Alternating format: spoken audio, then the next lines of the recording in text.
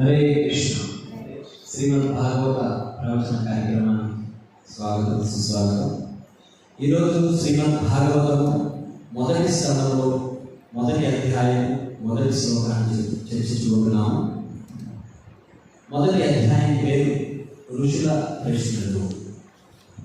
ఈ అధ్యాయంలో మొట్టమొదటి శ్లోకం ఓం నమో భగవతే వాసుదేవాయ జన్మాస్య యతో అన్వయాది తరతశ్చాద్వేషావిజ్ఞస్వరాట్ దేవే బ్రహ్మ హృదయాది కవయే ముహ్యంతి యత్సూరయః తేజో వాలిమృగాం యథా వినిమయో యత్ర త్రిసర్గో అమృషా దామ్నా స్వేన సదా నిరస్తకుహకం సత్యం పరం ధీమహి.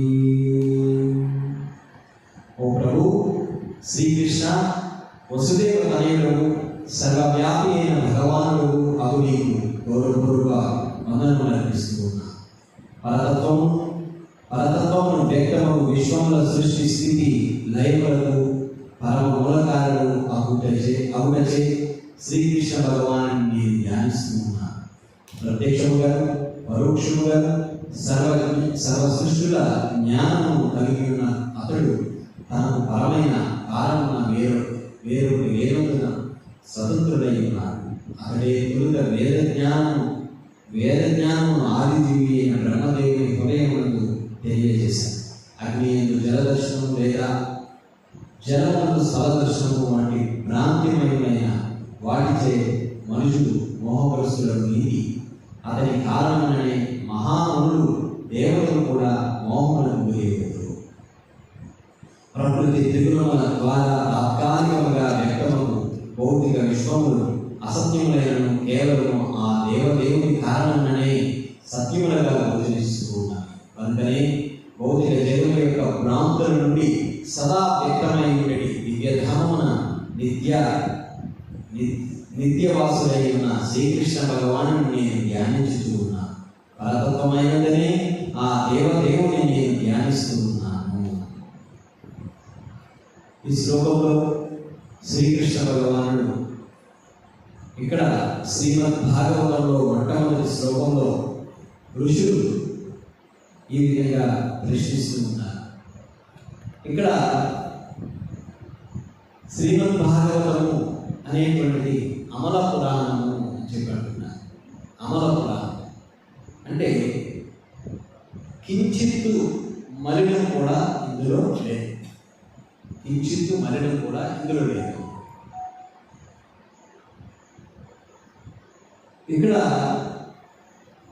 ఒక ముఖ్యమైనటువంటి విషయం మనకి శ్లోకంలో కనిపిస్తుంది.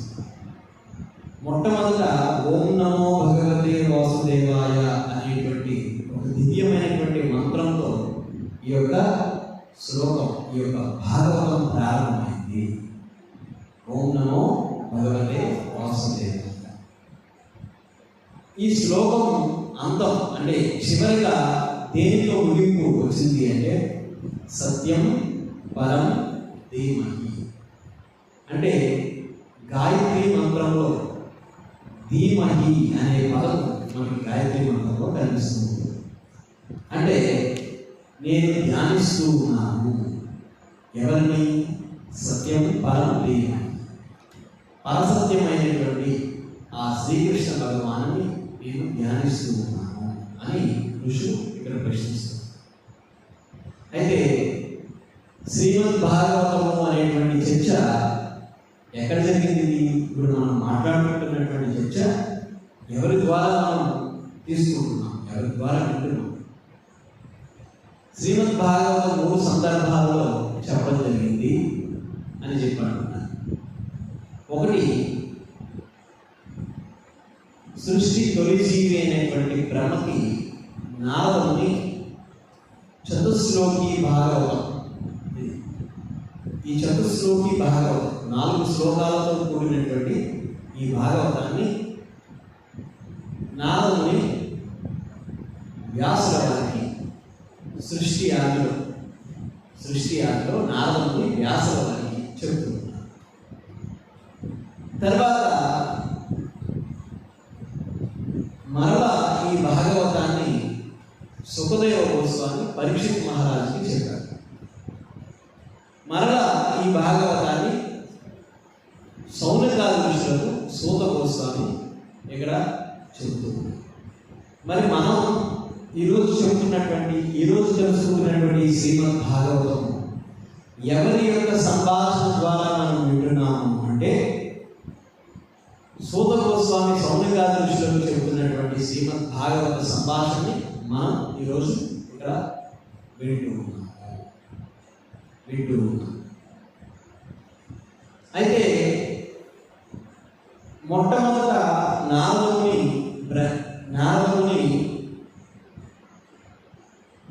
వ్యాసుల వారికి చెప్పారు అని చెప్పి మనం తెలుసుకున్నాం. ఎందుకు వ్యాసుల వారికి చెప్పడం జరిగింది? ఈ జ్ఞానాన్ని మొత్తం సమస్త వేద జ్ఞానాన్ని రచించినటువంటి వ్యాస మునీంద్రుల వారు వేదాలు రచించారు. ఇదివరకు అంటే సృష్టి ఆదిలో వేదం శబ్ద ప్రమాణంగా ఉండేది, శబ్దమూలంగా ఉండేది, లిఖితపూర్వకంగా లేదు. ఆ శబ్ద ప్రమాణంగా ఉండేటువంటి వేదాన్ని ఇంకాస్త సులభతరం చేయడం కోసం వ్యాసముని ఏం చేశారు అంటే దాన్ని 4 విభాగాలుగా విభజించారు. ఆ 4 విభాగాలుగా విభజించి దాన్ని ఋగ్వేదము, సామవేదము, యజుర్వేదము, అథర్వణ వేదము అనేటువంటి 4 వేదాలుగా విభజించారు. ఇంకా సులభతరంగా చేయడం కోసం వ్యాసుల వారు ఇంకా సులభతరం చేయడం కోసం వేదాంత సూత్రాలని రచించారు. తొలుత వ్యాసదేవుడు చతుర్వేదములు, తర్వాత వేదాంత సూత్రములు, దీన్ని బ్రహ్మసూత్రములు అని చెప్పారు. వేదాంత సూత్రాలు అంటే వేదాల యొక్క వేదాంతము, వేదముల యొక్క ఎసెన్స్ తీసుకున్నారు. మరలా ఇంకా సులభతరం చేయడానికి పురాణాలను రచించారు. ఎన్ని పురాణాలు? 18 పురాణాలు, అష్టాదశ పురాణాలు అని చెప్పి అంటారు కదా. ఆ 18 పురాణాలను రచించడం జరిగింది. తర్వాత పురాణాల నుండి ఇతిహాసాలను రచించారు, ఉపనిషత్తులు రచించారు. 108 ఉపనిషత్తులు. మరలా ఇతిహాసమును రచించారు. ఏంటి ఇతిహాసం అంటే? మహాభారతం ఇవన్నీ కూడా ఇతిహాసం, రామాయణం కూడా ఇతిహాసం. ఇంత జ్ఞానాన్ని రచించినటువంటి వ్యాస మునీంద్రుల వారు అంటే ఈ సమస్త జ్ఞానం ఎవరి హృదయంలో అయితే ప్రవేశిస్తుందో అటువంటి వ్యక్తి దివ్యమైనటువంటి ఆనందంలో ఎప్పుడు ఉంటాడు. ఈ సమస్త జ్ఞానం అంతా కూడా ఎవరి హృదయంలో ప్రవేశిస్తుందో అటువంటి వ్యక్తి దివ్యమైన ఆనందాన్ని కలిగి ఉంటాడు. కానీ ఇక్కడ ఇంత దివ్య జ్ఞానాన్ని తెలుసుకున్నటువంటి వ్యాసుల వారు ఆనందమే లేదే ఆయన హృదయంలో ఆనందం లేదు. ఎందుకు ఆనందం లేదు ఆయన హృదయంలో అంటే ఈ దివ్య జ్ఞానం యొక్క లక్ష్యము మారిపోయింది. ఎందుకంటే దీనిని హృదయంలోకి తీసుకునేటటువంటి వ్యక్తులు ఎవరు లేరు. ఈ దివ్య జ్ఞానాన్ని హృదయంలోకి తీసుకునే వ్యక్తులు ఎవరు లేరు. వ్యాసముని సమస్త జ్ఞాన రచయితైనటువంటి వ్యాసుల వారే దీనికి ఆనందాన్ని వ్యక్తపరచలేకపోతే సాధారణమైనటువంటి వ్యక్తులు ఏ విధంగా ఆనందాన్ని వ్యక్తపరుస్తారు? కష్టం. అంటే రాబో తర మంద సుమందమతియో మందబాధ్యో యువతృత రాబోతున్నది కలియుగము. ఎంత కలియుగంలో ఎంత జ్ఞానాన్ని ఎవరు తీసుకోగలుగుతారు? ఈరోజు వ్యక్తులు ఏ విధంగా ఉన్నారు అంటే ఇంత జ్ఞానాన్ని కనీసం దాంట్లో రుచినైనా సరే చూడకుండా ఈ సమస్త వేద జ్ఞానం యొక్క రుచి చూడకుండా దాని యొక్క ప్రమాణాన్ని తీసుకొని ఇంత స్థాయిలో ఈ విధంగా ఉంది కాబట్టి దాన్ని హృదయంలోకి తీసుకోకుండా ఏం చేస్తారు? ఈ జ్ఞానంలో ఏ రకమైన ఆనందం లేదు. అంటే మనం ఎప్పుడైనా భాగవతాన్ని చదివితే, మహాభారతాన్ని చదివితే, రామాయణాన్ని చదివితే దాంట్లో ఉండేటువంటి దివ్యత్వము అనేటువంటిది మనకు అర్థం. కూర్చున్నప్పుడు కాళ్ళు కనిపించకుండా కూర్చోవాలి. ఎవరైనా భాగవతం వినేటప్పుడు అదొక పాలనే ఆచారం. కాబట్టి ఇంత దివ్య జ్ఞానాన్ని మనం రుచి కూడా చూడకుండా లేదు, దీంట్లో రుచి లేదు అని చెప్పేస్తాం. ఎందుకు అంటే దీని యొక్క పరిమాణాన్ని చూసి ఎంత స్థాయిలో ఉన్నది అని చెప్పి.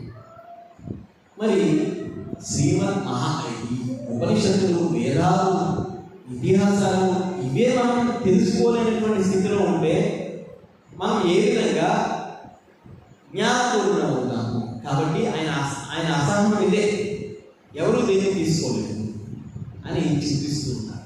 ఆ చింతిస్తున్నటువంటి సమయంలో నారదుని వ్యాసుల వారికి ఈ విషయాన్ని చెప్తున్నారు. ఏమని అంటే వ్యాసుల వారు చెప్తున్నారు, నువ్వు సమస్త జ్ఞానాన్ని రచించావు, అందులో వేదంలో లేనటువంటి విషయం లేదు, కానీ అసలైనటువంటి విషయం అందులో లేదు. ఏంటి అంటే భగవంతుని యొక్క జన్మ కర్మల కోసం అందులో లేదు. ఉంది, ఎక్కడో నిగూఢంగా ఉంటుంది, నిగూఢంగా స్ట్రైట్గా లేదు.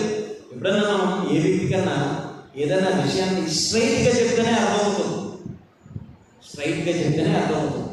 భాగవత ఉపన్యాసానికి రండి, రేపు ఉదయం 7:30కి భాగవత ఉపన్యాసం ఉంది అని స్ట్రైట్గా చెప్తేనే అర్థమవుతుంది.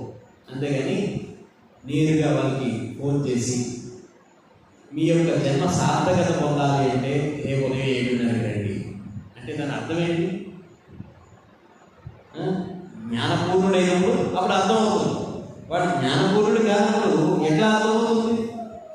అందుకని నేరుగా కనిపించే విషయం కావాలి. పరోక్షంగా ఉన్నాడు శ్రీకృష్ణ భగవానుడు వేదములో లేకుండా లేడు భగవంతుడు. ఎందుకంటే వేదేశీ సర్వ అహమైన వేద్యో, వేదముల యొక్క లక్ష్యము, వేదముల యొక్క గతి, వేదముల యొక్క స్థితి ఆయనే. మరి అటువంటి శ్రీకృష్ణ భగవానుడు లేకుండా వేదం ఎలా ఉంటుంది అని ఉన్నాడు. కానీ ఆ శ్రీకృష్ణ భగవానుడు అర్థం చేసుకునేటువంటి స్థితిలో లేదు. అందరూ వేదాలు చదవలేదు. కాబట్టి నారదుని యొక్క ఆలోచన ఏంటంటే ఈ శ్రీమద్ భాగవతాన్ని, భగవంతుని యొక్క దివ్యమైనటువంటి కర్మలను, లీలలను నేరుగా ప్రజానికానికి అందజేయాలి. అదే ఆయన ఉద్దేశం. అందుకని శ్రీమద్ భాగవతము, అమల పురాణము, దాంట్లో కించిత్తు కూడా మలినము లేదు. అమలము అంటే మలినము లేనటువంటిది. అటువంటి దివ్య జ్ఞానాన్ని 4 శ్లోకాలలో చెప్పేశారు. 4 శ్లోకాలలో చెప్పేశారు. ఆ 4 శ్లోకాలు ఆ తర్వాత ఆ దివ్య జ్ఞానాన్ని వ్యాసుల వారు తన కుమారుడైనటువంటి సుఖయోగేంద్రుల వారికి ఈ దివ్య జ్ఞానాన్ని ఉపదేశించారు. ఎక్కడ ఉపదేశించారు? గర్భంలో ఉండేటప్పుడే ఉపదేశించారు. ఈ దివ్య జ్ఞానాన్ని గర్భంలో ఉండేటప్పుడు ఉపదేశించారు. తర్వాత మనందరికీ తెలిసినటువంటి భాగవతానికి ఆది మూలము, ప్రమాణము ఏమిటి అంటే పరీక్షిత్ మహారాజు యొక్క వృత్తాంతం. పరీక్షిత్ మహారాజు మనందరికీ తెలుసు, మహాభారతంలో వస్తుంది. పాండవుల యొక్క వంశస్థుడు ఈ పరీక్షిత్ మహారాజు. పరీక్షిత్ మహారాజు కుమారుడు కూడా ఉన్నాడు, జన్మేజయుడు. ఈ పరీక్షిత్ మహారాజు సమస్త ధర్మరాజు ఏ విధంగా భూమిని పరిపాలిస్తూ ఉన్నారో ఆ విధంగా పరీక్షిత్ మహారాజు శ్రీరామచంద్రుడు ఏ విధంగా రాజ్యాన్ని పరిపాలించారో అలాగే ధర్మరాజు ఏ విధంగా రాజ్యాన్ని పరిపాలించాడో ఆ విధంగానే పరీక్షిత్ మహారాజు రాజ్యాన్ని పరిపాలిస్తూ ఉన్నాడు. అటువంటి రాజ్యాన్ని పరిపాలిస్తున్నటువంటి సమయంలో పరీక్షిత్ మహారాజు ఒకరోజు అరణ్యానికి వెళ్తే, ఆ అరణ్యానికి వెళ్ళినప్పుడు ఆయనకి దాహం అనిపిస్తే, ఆ దాహం అనిపించినప్పుడు ఒక సమీక ఋషి అనేటువంటి ఋషి ఆశ్రమానికి వెళ్ళారు. ఆ ఋషి ఆశ్రమంలో ఈ రాజు వెళ్తున్నప్పుడు ఆ ఋషి ధ్యానంలో కూర్చున్నాడు. రాజు వచ్చారన్న విషయాన్ని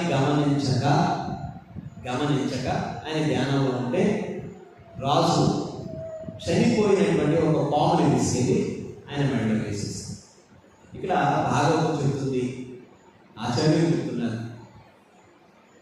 వేసినటువంటి రాజు తప్పులేదు, అక్కడ ఉండేటువంటి ఋషి యొక్క తప్పు కూడా లేదు. మనం ఇంకొక విషయాన్ని కూడా చెప్తున్నారు, రాజు తప్పు ఉంది, ఋషి యొక్క తప్పు కూడా. ఎందుకంటే రాజు తప్పు లేదు అంటే దాని అర్థము, రాజు ఒక దేశానికి రాజు పరిపాలిస్తున్నటువంటి రాజు అక్కడికి వస్తున్నప్పుడు అతను ఎంత పెద్ద ఋషి అయినా సరే ఆయన్ని గౌరవించాల్సినటువంటి బాధ్యత ఉంది. రాజు, గురువు, దైవం ముగ్గురు ఒకరే. రాజు వచ్చిన, గురువు వచ్చిన, దైవం వచ్చిన సరే వాళ్ళ ముగ్గురిని ఒకలాగే చూడాలి. లేదు నేను పనిలో ఉన్నాను, నేను సేవలో ఉన్నాను, నాకు బిజీగా ఉన్నాను, పలకరించలేదు నేను రాజు. గురువు వచ్చినప్పుడు నేను బిజీగా ఉన్నాను, నేను హరే కృష్ణ చెప్పలేను, నేను ప్రణామం చేయలేను. లేదు, భగవత్ సేవలో ఉన్నా వచ్చి విష్ చేయాల్సిందే. భగవత్ సేవలో ఉన్నా సరే మన గురువు ఎదురు పడితే మనం విష్ చేయాల్సిందే, రాజు ఎదురు పడితే విష్ చేయాల్సిందే, దైవం ఎదురు పడితే విష్ చేయాల్సిందే. అది సమీక ఋషి చేసినటువంటి తప్పు. ఇక్కడ పరీక్షిత్ మహారాజు చేసినటువంటి తప్పిదం ఏమిటి అంటే, పాము వేశాడు. తపస్సులో ధ్యానంలో ఉన్నటువంటి వ్యక్తి దగ్గర ఆయన తీసుకెళ్ళి మెడలో పాము వేశాడు. ఇక్కడ తపస్సులో ధ్యానంలో ఉండేటువంటి వ్యక్తి మెడలో పాము వేశాడు అంటే ఆయన వ్యక్తిత్వం అటువంటిదా? ఎప్పుడైనా మనం ఎవరైనా ఒక వ్యక్తి తప్పిదం చేశారు అంటే ఆ తప్పిదాన్ని ఎలా చూడాలి అంటే, ఆయన తప్పిదం చేశాడు అన్న భావం తెప్పుకోడు. ఆయన వ్యక్తిత్వం ఏమిటి అది గమనించి ఆయన ఎందుకు ఆ తప్పిదం చేశాడు అది గుర్తించాలి. పరీక్షిత్ మహారాజు యొక్క వ్యక్తిత్వం అటువంటిది కాదే. ఆయన యొక్క పరీక్షిత్ మహారాజు యొక్క యాగము, పరీక్షిత్ మహారాజు యొక్క రక్షణ, అంటే ప్రజలకు కల్పించేటటువంటి రక్షణ భావం చూసినట్లయితే అది ఒక తక్కెట్లో వేసి ఆయన చేసినటువంటి తప్పిదాన్ని తక్కెట్లో వేస్తే అసలు తోగలే. ఎందుకంటే పరీక్షిత్ మహారాజు చాలా ధర్మంగా ఉన్నాడు. మరి ఆయన ఎందుకు వేశాడు? శాస్త్రం చెప్తుంది ఎందుకు వేశాడు అంటే, ఆయన నెత్తిని కలిగి కూర్చున్నాడు. కలి ప్రభావం మూలంగా పరీక్షిత్ మహారాజు ఒకరోజు ఆయన రాజ్యంలో పోతుంటే ఒక వ్యక్తి ఒక ఆవుని సంహరిస్తూ ఉన్నాడు. భయంకరంగా ఉన్నాడు. ఆ భయంకరంగా ఉన్నటువంటి వ్యక్తి ఆ ఆవుని సంహరిస్తూ ఉంటే ఆ వ్యక్తిని పట్టుకొని ఈడ్చుకెళ్ళి సంహరించబోతుంటే అప్పుడు పరీక్షిత్ మహారాజుని ఆ వ్యక్తి అడుగుతున్నాడు, ఎవరు కాదు సాక్షాత్ కలిపురుషుడు, నీ రాజ్యంలో అందరికీ ఉండడానికి అవకాశాన్ని ఇచ్చావు, మరి నాకెందుకు ఇవ్వవు అవకాశం? కాబట్టి ఈ రాజ్యంలో నాకు కూడా స్థానాన్ని ప్రసాదించు అని వేడుకుంటే అప్పుడు పరీక్షిత్ మహారాజు స్థానాన్ని ప్రసాదించాడు. ఏ విధంగా అంటే, నా రాజ్యంలో ఎక్కడైతే మాంసభక్షణ, ఎక్కడైతే మద్యపానము, ఎక్కడైతే జూదము, ఎక్కడైతే వ్యభిచారం జరుగుతుందో ఆ ప్రదేశంలో నివసించవచ్చు. కలిపురుషుడు మొత్తం ప్రపంచమంతా తిరిగాడు, ఆయన రాజ్యమంతా తిరిగాడు. ఎక్కడ మాంసభక్షణ, మద్యం, జూదము, వ్యభిచారము, ఈ 4 వ్యసనాల జోలికి ఎవరు పోకూడదు. ఎవరైతే ఈ 4 వ్యసనాలకి కలిగి ఉంటారో ఆ 4 వ్యసనాలు 4 ధర్మానికి 4 పాదములైనటువంటి ఆ 4 పాదములని పడగొడతాయి. కాబట్టి ఈ 4 వ్యసనాల జోలికి ఎప్పుడు ఎవరు పోకూడదు. ఈ 4 వ్యసనాలకి ఎవరైతే బానిసలై ఉంటారో అక్కడ కలహాలు కొట్లాటలు ఉంటాయి. ఎక్కడ మాంసం భుజిస్తారో అక్కడ కలహం ఉంటుంది. ఎక్కడ మాంసం భుజిస్తారో అక్కడ కొట్లాటలు ఉంటాయి. ఎక్కడ మద్యం సేవిస్తారో అక్కడ కలహం ఉంటుంది. అవునా కదా? ఎక్కడ జూదం ఆడతారో అక్కడ కలహం ఉంటుంది. అంతే కదా, మహాభారతంలో అదే కదా జరిగింది. కలహం ఎందుకు వచ్చింది? జూదం దగ్గర నుంచే కదా. తర్వాత ఎక్కడైతే వ్యభిచారం జరుగుతుందో అక్కడ కలహాలు కొట్లాటలు జరుగుతాయి. ఇది జరుగుతుంది. కాబట్టి ప్రపంచం ఆ రాజ్యం అంతా తిరిగాడు, ఎక్కడ అది లేదు. అప్పుడు మళ్ళా తిరిగి వచ్చి పరీక్షిత్ మహారాజు అడుగుతాడు, ఈ రాజ్యంలో మాంసభక్షణ, జూదం, వ్యభిచారం ఇవి ఎక్కడా కూడా జరగడం లేదు, మరి నాకు స్థానం ఎలా కల్పించింది అంటే అప్పుడు పంచమ స్థానాన్ని ఇచ్చాడు. ఆ పంచమ స్థానం అంటే ఎవరి దగ్గర అయితే అధికముగా బంగారం ఉంటుందో ఆ బంగారం ఉన్న చోట నువ్వు నివసించవచ్చు. మరి రాజ్యంలో ఎవరు బంగారం, ఇప్పుడంటే బంగారం విలువ పెరిగిపోయి అందరూ బంగారం కొనుక్కోవాలని చెప్పి అనుకుంటున్నారు. కానీ ఒకప్పుడు బంగారం అటువంటి విలువే లేదా బంగారానికి.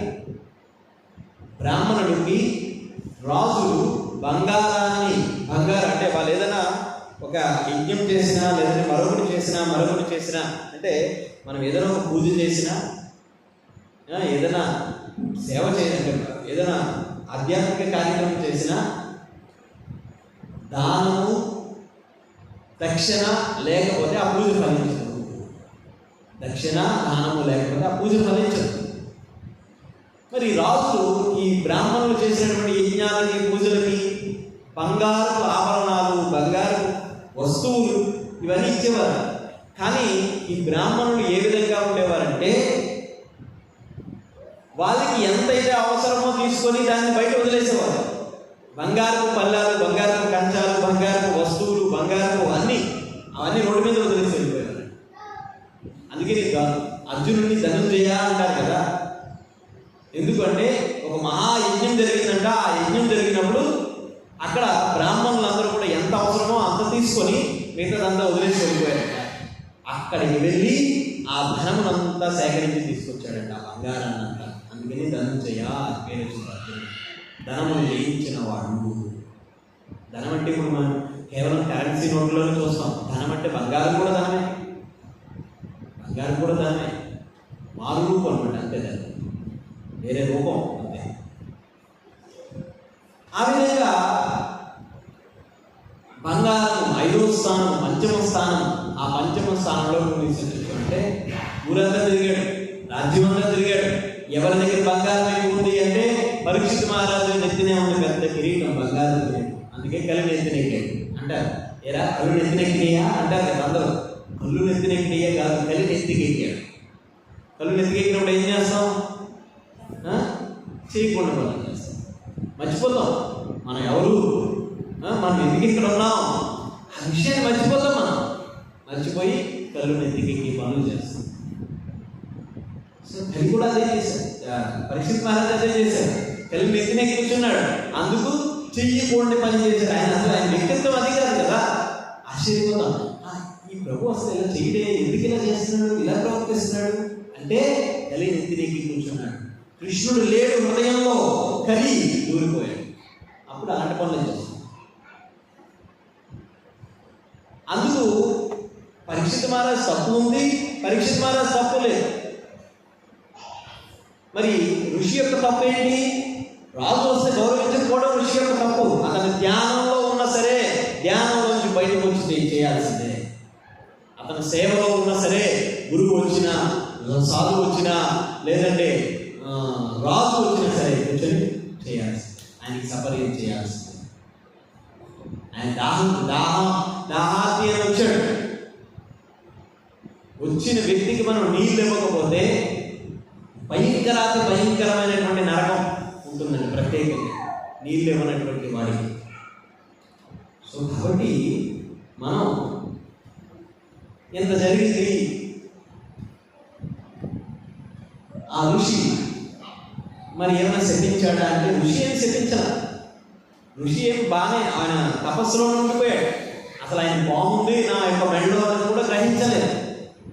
కానీ ఎవరు శపించాడు అంటే ఋషి కుమారుడు శృంగి వచ్చాడు.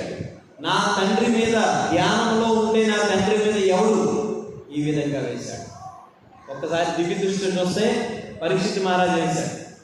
ముందు దివ్య దృష్టితో చూడకముందే అది ఎవడైనా సరే నా తండ్రి యొక్క మెడలో ధ్యానంలో ఉంటే నా తండ్రి యొక్క మెడలో సర్పమును వేశాడు.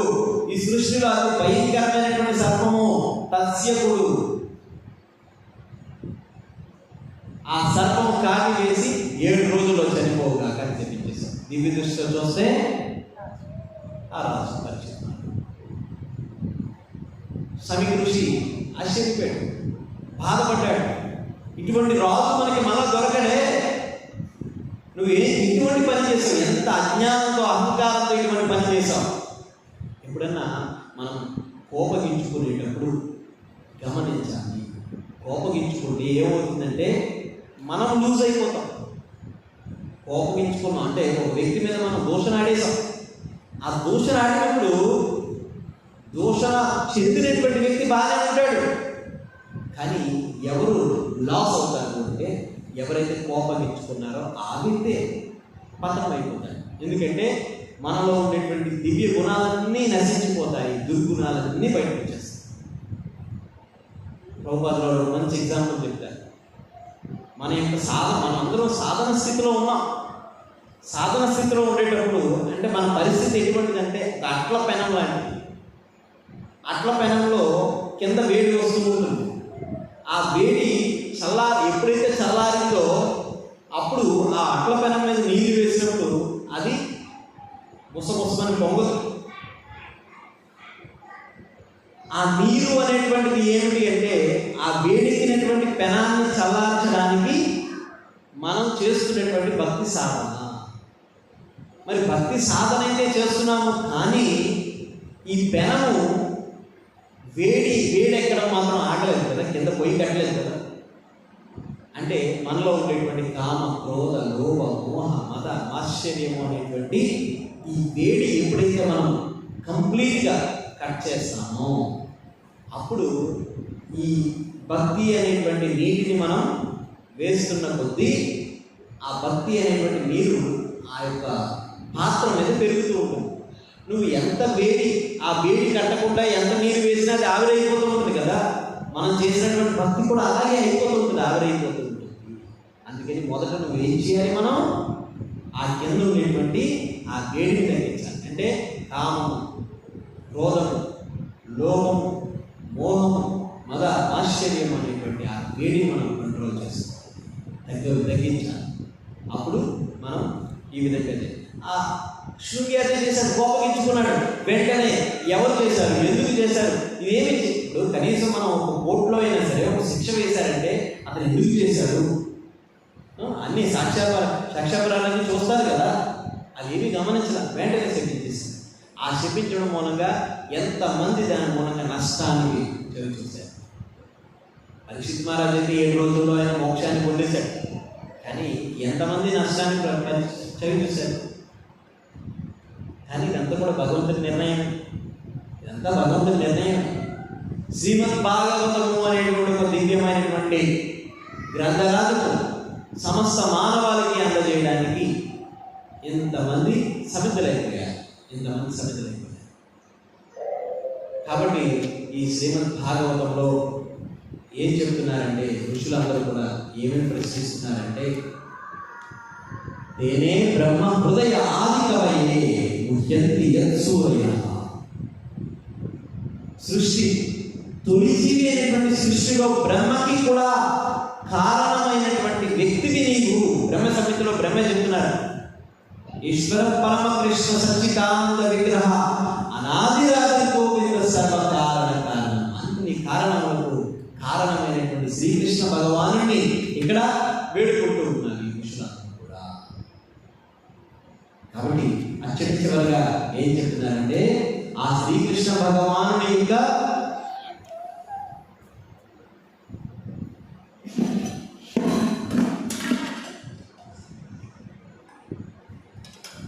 కనుగొనే భౌతిక జగం యొక్క భ్రాంతుల నుండి సదా ముక్తమై ఉండేది దివ్యధామన నిత్య నివాసుడై ఉన్న శ్రీకృష్ణ భగవాను నేను ధ్యానిస్తూ ఉన్నాను.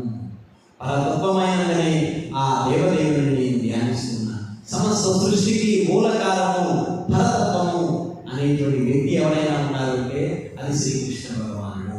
అటువంటి శ్రీకృష్ణ భగవానుని నేను ధ్యానిస్తూ ఉన్నాను అని చెప్పి ఈ శ్రీమద్ భాగవతము మొదట శ్రీకృష్ణ భగవాను యొక్క ధ్యానంతో, అంటే ఒక బీజాక్షరంతో ప్రారంభమైంది, ఒక బీజ మంత్రముతో ప్రారంభమైంది. ఆ బీజ మంత్రము ఓం నమో భగవతే వాసుదేవాయ.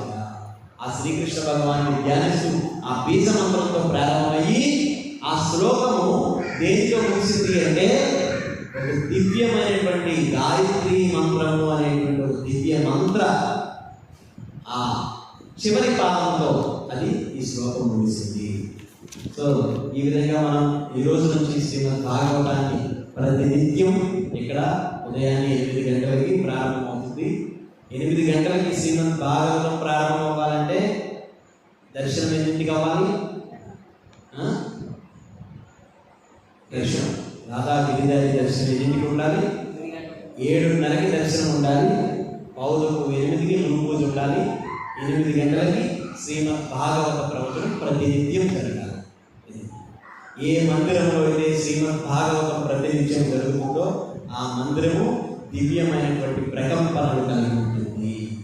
ఇది శిల ప్రభుపాదుల వారి ఇచ్చిన ఆజ్ఞ. ప్రతి మందిరంలో ప్రతినిత్యం భాగవత సేవయ, నిత్యం భాగవత సేవయ. దీన్ని మనం బ్రేక్ చేయకూడదు. ఎందుకంటే శిల ప్రభుపాదుల వారు ఏమని అన్నారంటే భగవంతుని యొక్క లీలలు నిత్య లీలలు అని చెప్పంటారు.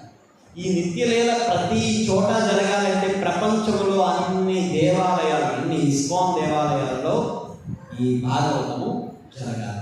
ఇది నిత్యం జరుగుతూ ఉండాలి.